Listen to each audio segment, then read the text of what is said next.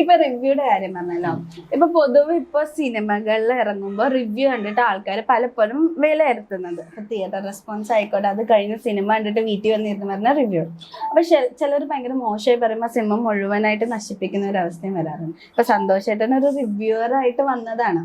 അപ്പോ എന്താണ് റിവ്യൂ ഒരു സിനിമയെ നശിപ്പിക്കുന്നുണ്ടോ എന്നുള്ളത്? ഒരു പ്രേക്ഷകർ നഷ്ടപ്പെടുന്ന 150, 180 rupees പ്രൊഡ്യൂസറിന് കോടികൾ നഷ്ടപ്പെട്ടു. അങ്ങനെ ഒരു അവസ്ഥ പലപ്പോഴും വരാറുണ്ട്. ഇവര് എപ്പോഴെങ്കിലും ഒരു തിയേറ്ററിൽ പോയി ഷൂട്ടിംഗ് ലൊക്കേഷൻ പോയാൽ ഒരു സിനിമ ഉണ്ടാകുന്ന ബുദ്ധിമുട്ട് മനസ്സിലായി. ഞാൻ തന്നെ ഒന്നിട്ട് ഷോർട്ട് ഫിലിം ചെയ്തപ്പോഴാണ് ഇതിന്റെ അവസ്ഥ മനസ്സിലാക്കിയത്. ഈ റിവ്യൂവിന് പലരും അത് ചെയ്തിട്ടില്ല. പോക്ക് ഉൾപ്പെടെ പല ആൾക്കാർ ഒരു ഷോർട്ട് ഫിലിമിലോ ഒരു ഫിലിമിലോ അഭിനയിച്ചാൽ അറിയാം അതിന്റെ ബുദ്ധിമുട്ട് എന്താണ്. മറ്റേ കാര്യം പറയണം, ഒരാൾക്ക് പ്രേക്ഷകർ 150 രൂപ പോകുമ്പോൾ പ്രൊഡ്യൂസറിന്റെ കോടിക്കണക്കിന് രൂപ പോകും. അതിപ്പോ ചിന്തിക്കുന്നില്ല. അപ്പൊ റിവ്യൂ ശരിക്കും സിനിമയെ നശിപ്പിക്കുന്നുണ്ട്. ഞാനത് ഒരുപാട് വേദികൾ പറഞ്ഞു. ഞാനിപ്പോൾ ഫുൾ സിനിമയാണ്. ഞാൻ പഠിപ്പിക്കൽ പണിയില്ല, എനിക്ക് സബ്ജക്റ്റ് അറിഞ്ഞുകൂടാ.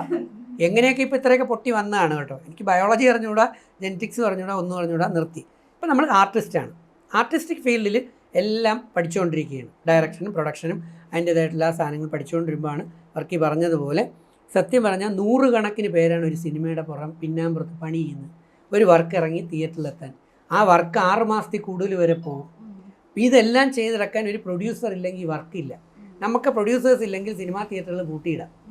കാരണം സിനിമയില്ല, ആർട്ടിസ്റ്റുകളില്ല, സൂപ്പർ സ്റ്റാർസ് ഇല്ല, ദെൻ ടെക്നീഷ്യൻസ് ഇല്ല, ആരുമില്ല. ഇനി ഈ റിവ്യൂ ഈ നെഗറ്റീവ് റിവ്യൂ ഇടുന്ന പിന്നെ എന്തോ ശരിയാണ് അവർക്ക് ഇടാനുള്ളത്. അപ്പോൾ ഈ സോഷ്യൽ മീഡിയയിൽ പണം ഉണ്ടാക്കാനുള്ള ഉപാധികൾ ആണെന്ന് കണ്ടുപിടിച്ച് കഴിഞ്ഞാൽ കുറേ പേര് എന്ത് ചെയ്യും. ഇപ്പം എനിക്കും ഉണ്ട് യൂട്യൂബ്, എൻ്റെ യൂട്യൂബ്, അതിനകത്ത് കുറേ ഫോളോവേഴ്സ് ഉണ്ട്. ഞാനിടുന്ന നല്ല സത്യസന്ധമായതും കറക്റ്റായിട്ടുള്ളതും കുട്ടി പഠിക്കേണ്ടത് ഇടും. ഇപ്പം 1.5 ലക്ഷം പേര് അധികം ഉണ്ടെന്ന് വെച്ചോ. ഒരു മാസം കൊണ്ട് ആകെ കാണുന്ന 1500 പേരാണ്. മനസ്സിലായ? എന്നാ നല്ലതേ ഞാൻ. അപ്പോൾ വേറെ കുറെ പേര് ഇടുന്ന ചില സാധനങ്ങളുടെ തമ്പുരയിൽ ഇതിൽ കയറി നോക്കിയാൽ നീ ഞെട്ടും. അതെ, കയറി നോക്കിയപ്പോൾ ഞൊട്ടി. പക്ഷെ ഈ ഞൊട്ടിയവർക്ക് എത്ര പ്രാവശ്യം 1.5 മില്യൺ പേരാണ് കയറി ഞെട്ടിയത്. മനസ്സിലായ?